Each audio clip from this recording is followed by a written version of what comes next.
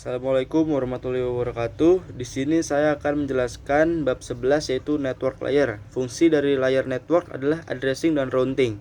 Routing berfungsi bertanggung jawab membawa data melewati jaringan dengan memilih jalur terbaik untuk dilewati data. Pengalamatan logik biasa disebut dengan IP address. Nomor IP digunakan untuk mengidentifikasi komputer pada jaringan. IP address terdiri dari 32 bits. 32 bits dibagi menjadi 4 bagian.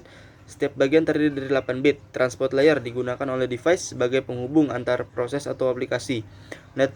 Network layer digunakan sebagai penghubung antar satu device dengan device lainnya. Network layer berisi addressing, encapsulation, routing, decapsulation. Salah satu peran network layer adalah menyediakan mekanisme pengamatan dan pengelompokan device ke dalam satu network spesifik. Network yang besar juga bisa dipecah menjadi lebih kecil yang biasa disebut subnetwork dan subnet. Pengelompokan ini berdasarkan lokasi, tujuan network, kepemilikan, dan kewenangan. Manfaat pengelompokan ini berguna untuk performance, security, dan manajemen address. LAN atau Local Area Network. LAN adalah jenis jaringan komputer yang mencakup wilayah lokasi. Jumlah komputer yang terhubung terbatas. Komputer di dalam LAN dapat terhubung dengan wireless yang berkecepatan 10 sampai 10.000 Mbps. Jaringan LAN yang menggunakan teknologi wireless biasa disebut wireless LAN. Pada jaringan ini perlu menggunakan perantara seperti kabel UTP, router, dan sebagainya. Ruang lingkup hanya 10 km, kecepatan pengiriman data relatif tinggi. MAN atau Metropolitan Area Network. MAN adalah jaringan yang mencakup luas daripada LAN. MAN pada dasarnya merupakan jaringan versi LAN yang berukuran lebih besar. MAN biasanya dimanfaatkan untuk keperluan pribadi atau umum. Jangkauan jaringan MAN berjarak 10-50 km.